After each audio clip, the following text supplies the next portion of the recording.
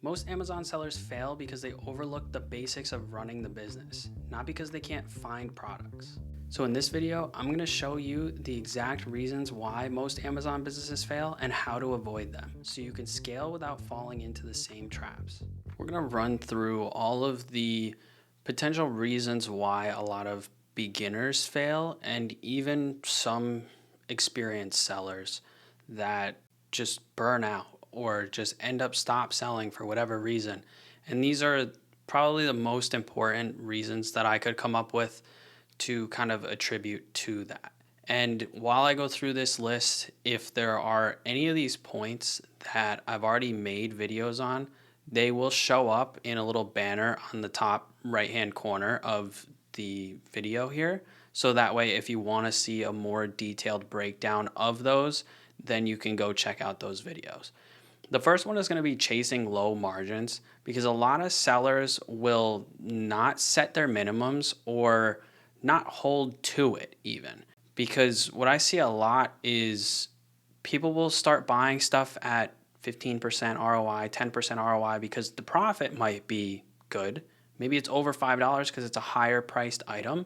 But when price starts to fluctuate a little bit and maybe it drops down a couple dollars, their margin is wiped out way quicker and they get closer to break even a lot faster than if you had a minimum set that you stuck to. So that is not a mistake that you want to make. In the beginning, set your minimum and don't buy products that are underneath that. If you have to, wait a little bit, add them to a go check back later list, and then wait to see if price does change, then go for those products. You don't want to be chasing money just because it's there. You want to have good quality products going through so that way you can use your cash flow in a good way and have it be used for the right purpose. The next one is going to be ignoring cash flow. And that's just about tracking it. Where is your money going? What are you putting it into? It kind of ties into the chasing low margins part, but if you have $5,000 put into a 15% ROI product or multiple products over the course of maybe a week or two is definitely not as good of a use as putting it into a 25 or 30% ROI over the course of a month or a month and a half. It doesn't matter how quick you get the products. It's about, again, what are you putting it into so you're making back what you should be. It's all about what you value and how you use it. A lot of people will skip the product research because they see a good product. Even if it meets your criteria, doesn't mean it's a good product. It could not sell. It could sell a lot slower than other products. And if you ignore stuff like the BSR and the offer count movement, not so much the estimated sales part in Seller App, because that is generally for the entire listing. So if you see a high number in that box and you have variations, then it's not necessarily a good product to put it into if the offer count is not moving. If you see a flat line or barely any movement in there, the product is not selling as fast as you would want it to be. So you're going to end up with dead inventory. You don't want that to happen because then you can't get your money back from Amazon to be able to pay off the card that you have, to be able to put it into more inventory. And that would be much better used putting it into a product that does move, even if it's a little bit less on the profit side. Maybe you found one that doesn't sell at 30 to 40% and you find one that does sell at 25%. That's going to be a lot quicker turnaround and a better use of your money. Not replenning winning products. That's something that I struggled with in the beginning also. For maybe the first year or so, I didn't have many replen products. I was just always looking for the next product. And that is something that stunted my growth a little bit. Even though I did grow faster than a lot of other sellers that I see, it just would have 2x'd it, 3x'd it, maybe even more if I was paying attention to which products were worth rebuying.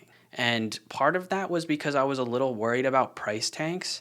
If I sold out of all of my inventory and then looked back at the chart, I was always worried about, oh, I sold out of these, don't know what's going to happen with the price. better to just keep that kind of process going. And that was a bad decision on my end because I would have made a lot more money and had a lot more sales come through if I had just replenished the winning product. And the way to do that is going to be looking through Seller Central, looking at the SKU breakdown for that, seeing how many you've sold in 7 days, 30 days, and replenishing that, maybe adding a little bit on top of it if you maybe had some out of stock days. You can also check in Inventory Lab and see the ASIN profitability of all of your different ASINs. See how much profit you've made off them, how many units you've sold respective to each other, and plan out your repurchases based off of that information.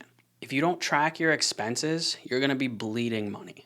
You don't want to just have random charges that you don't know where they came from, and you're not paying attention to any of that kind of stuff, because yes, you will have business cards. You do have the ability to write off all of these expenses. Doesn't make them free, doesn't make them something that's not worth tracking, because if you're just throwing money out there, and I see a lot of sellers in the beginning kind of project out what they're going to make and say, oh, I've bought all this product, I know what the return should be, I can go spend all of this extra money on additional softwares or just stuff that you don't need to run the business. And because of that, you end up in a hole or getting close to break even on your profit, and you're wondering, where did all my money go? It's because you're just throwing it out there and not actually putting it to good use. So don't ignore your expenses. Don't go out and buy stuff just because you have a business now. It doesn't work like that.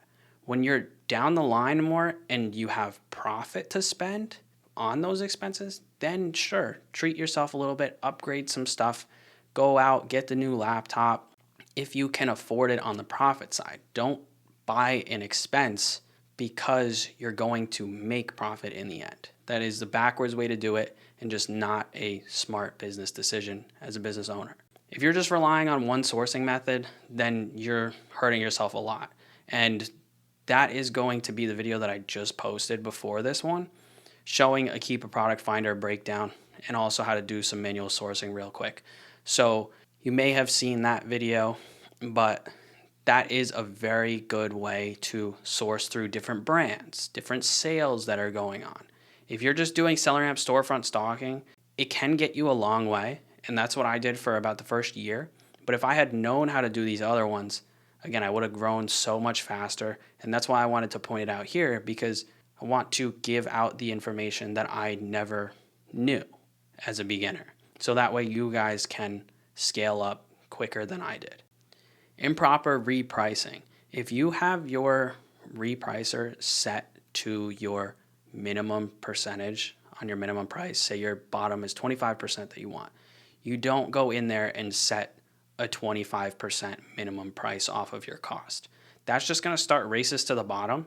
And depending on other people's repricers, a lot of people have a setting on that will undercut the buy box by 1 penny.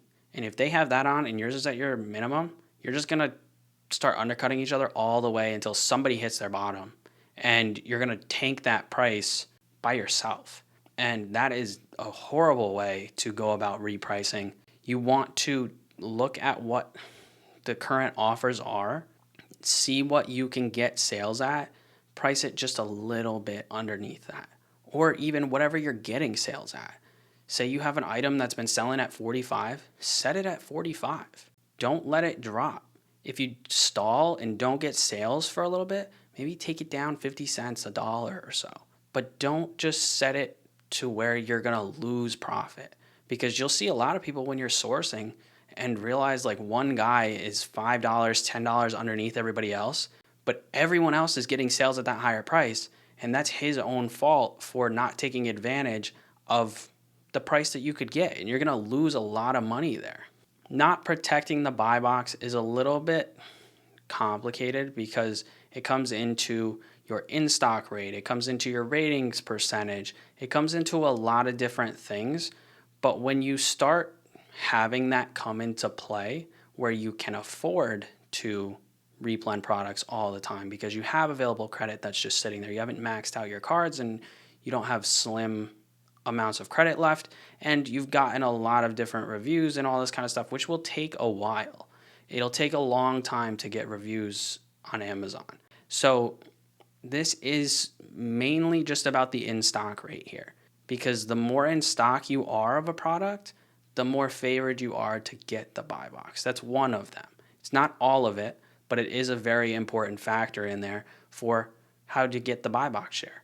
So if you see that you've sold 50 items in a month, let's just do 40 because there's 4 weeks in a month. So if you have 40 units of something and you sell 40 a month, when you get down to like half of that, then replen your product, buy it again, because it's going to take maybe 2 weeks or so, depending on how long it takes to get from your supplier and what your normal check-in times are and all that. You can adjust the time frame, but keep it to where you don't run out of stock if possible. If not possible, you can't really do anything about it.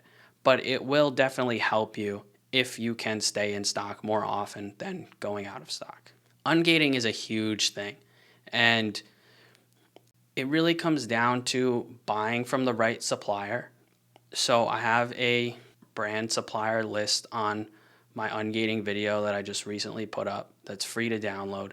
So you can go ahead and download that. It has a good amount of brands in there that are majorly known brands, but even if your brand isn't in that list, you can still check the suppliers in that list, see if they have that brand, because everybody that I've seen use those companies that are in that sheet, and myself even, they do work. You may get a few rejections. That is completely normal. It's not always an instant approval for the same invoice right away. It might take you a week submitting every day. It might take you 2 weeks, depending on the brand, depending on your account history. All those things kind of play into each other, but don't give up, because I've even seen on the extreme case, people submit the same invoice for a month or a month and a half, 45 days or so. And on the 45th day, they got approved and they didn't do anything different. They used the same invoice that they used on day one. And there's no explanation for that. It could just be the right person taking a look at it or getting past the automated system, the AI that Amazon uses. So if you're getting auto denials, request a manual review through the case, that kind of stuff, and you will eventually get ungated. If you're getting close to the return window where you're afraid that you're going to get stuck with inventory, return that first purchase, buy it again. Then you just extended your ability to return for 30 more days, or depending on how long it is. If you buy from Kohl's, that's a big one. They have a 180-day window for you to be able to return products. Don't neglect the automation part. A lot of people don't want to use their money on paying VAs or prep centers because they can do the stuff themselves. Sure, you can do the stuff yourself, but you're going to delay your scaling. You're going to delay your progress because you only have so much time in a day that you can work. If you're spending 4 hours on prepping products and you only have 8 hours available, just rough numbers, then you only have 4 hours to source your products, do all the back end stuff, and combine all that together in daily work is a lot harder than if you were to buy, or not buy, but sign up with a prep center or hire a VA to do one of those tasks or both of them. If you do both of them, have a VA source, have a prep center prep your products, then you have all day long to source additional products. And that way you'll grow so much faster than you would if you didn't. Or even if you don't source yourself, then you can still grow even faster because you'll have the prep outsourced. You can do what you want, try to expand the business in other ways. And doing it all by yourself is eventually going to get tiring.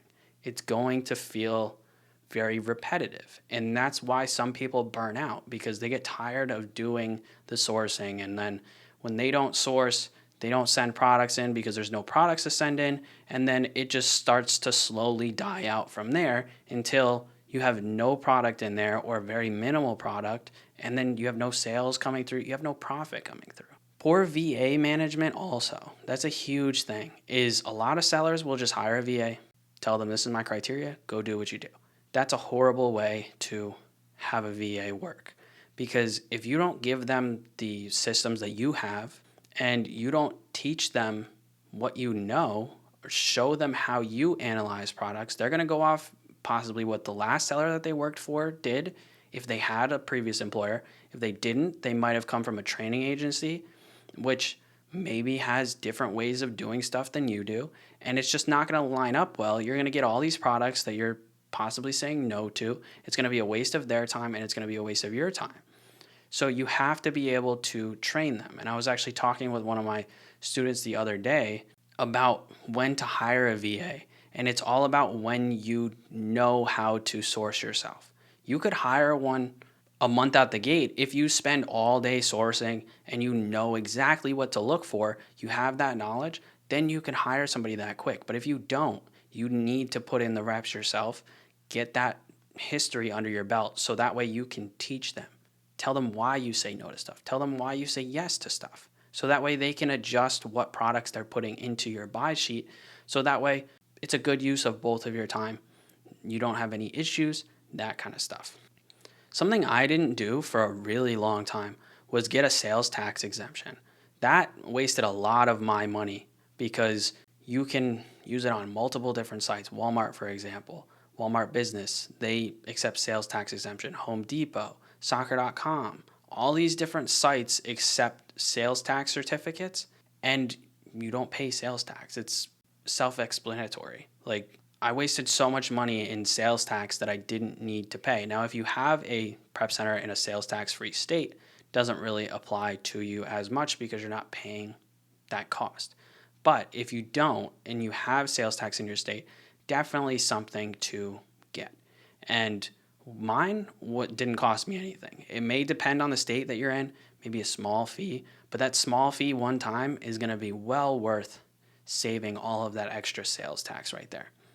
The last part, and one of the most important parts, I think, which is why I saved it for the end, is emotional buying decisions. A lot of people will just buy stuff because they need to make money, or they feel like they haven't bought something in so long, I just have to get a purchase in. That's a horrible way to look at buying products, because if you're not actually looking and validating that stuff, you're going to get stuck with inventory like we talked about in the beginning. You're going to lose profit. Maybe it just doesn't sell as fast, not a good use of your capital. And on the other side, a lot of people will look back at the historical data, especially coming up to Q4 here, where it's the biggest quarter of the year for Amazon sellers, especially November, December. People will look back and say, oh, the price was this last year. I'm sure it'll go back up to that this year. And that is not a good way to do this, because you don't want to project out, especially because the sales that are going to come around that time of year, people are going to buy these products that you're looking at now for a much cheaper cost. Even if products do go up to that price, you're going to make a lot less. People are going to have less of a bottom or a smaller bottom price than you do because they bought it at a cheaper price. They're going to be able to get a lot more sales than you do, and you're going to end up losing money. And if you do buy something now in advance, it doesn't go where you want it to because it wasn't profitable when you bought it. You wait that long, you're stuck with all that product. So this is what I think the complete list of everything that, or most things that new sellers mess up and have problems with when they're just starting to sell. And I think some of the most important things to pay attention to as a beginner and an advanced seller growing your business and just starting out. If you guys have any questions about anything I talked about in this video, or there's any other topics you want to see me make videos on, leave a comment down below. There's also a link in the description for anybody who wants my help either starting or growing their Amazon business. Thanks for watching. Don't forget to subscribe, and I'll see you guys in the next video.